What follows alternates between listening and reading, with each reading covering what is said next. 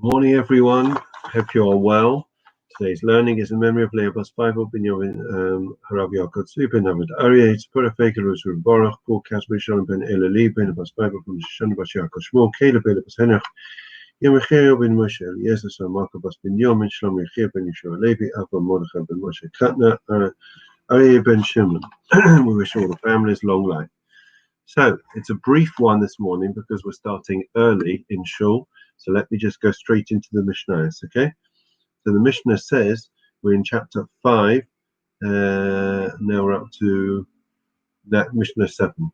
10 miracles were performed for our ancestors in the Beis Hamikdash, in the temple.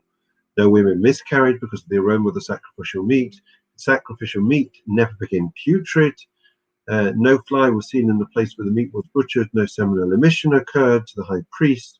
The rains did not, to the high priest on Yom Kippur. The rains didn't extinguish the fire on the altar. The wind didn't disperse the vertical column of smoke from the altar. No disqualification was found in the Omer or in the 2 loaves of the showbread. People stood crowded together, yet they prostrated themselves in ample space. Neither serpent nor scorpion ever caused injury in Jerusalem, nor did any man say to his fellow, the space is insufficient for me to stay overnight in Jerusalem. So what exactly is this Mishnah telling us? Well, it's I think similar to, if we try to tie it into Pesach, straight after we left Egypt, God performed miracle upon miracle once again. And even in Egypt, I mean, if he wanted to wipe out the Egyptians, he could have done so in a flash and certainly didn't need to allow them to wait for the sea to split and everything else to happen. Why? And then, of course, we have, all these miracles that happened in Jerusalem. There was plenty of space. I don't know if you just understood what I said very quickly, but one of the miracles was that if you imagine hundreds of thousands of people coming into to Jerusalem and into the forecourt of the temple, and yet there was plenty of space. The space, as it were, expanded, right, to accommodate the people. And despite the extra people, there was never any it was never crammed. So I think the idea is as follows: that if I do, let's say I provide for you your very basic needs. Okay, good morning everyone who are joining us, David, Mervyn, etc.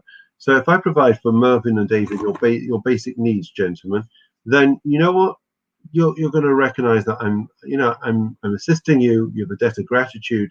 You feel my benevolence. But let's say that I don't just provide your basic needs, but I take care of your every need. I make sure that the road in front of you is completely flat, right? Good morning, Andy. So, for example, in Jerusalem, make sure there's plenty of space. When you're going through the desert, I'll make sure that there's a cloud of glory to protect you, and so on and so forth. When I go above and beyond what is required and what is necessary, right? That shows love, right? When I do things out of necessity, then that shows duty. But when I do things above and beyond, that's a demonstration of my love for another person. And that is why God, in the temple, and we're going to see in other places, performed miracle upon miracle. Not because he had to, but because he chose to. Okay? So similarly, next Mishnah, we're going to do this one, then we're going to stop, because otherwise we will not have time to get to Shul. We're starting early.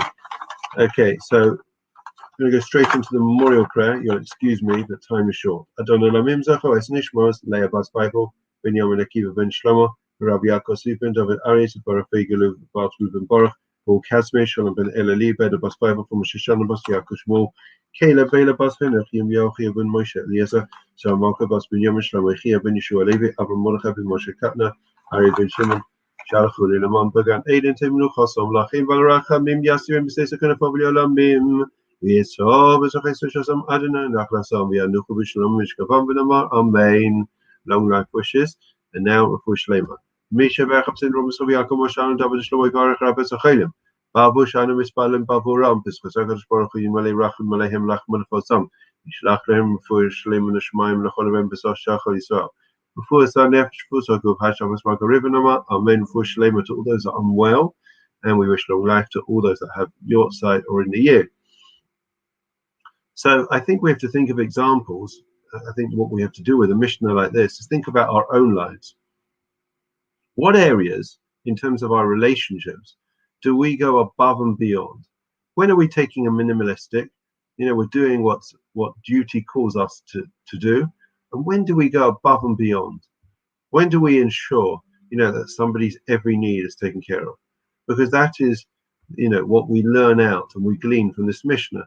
If it's a relationship of love, then you make sure you think about the smallest of details of how you can make the other person more comfortable, and you shower your goodness, your love on the other person. Food for thought. Think about it in your own lives. We can discuss it another time. Okay, wishing everyone well. Have a great day.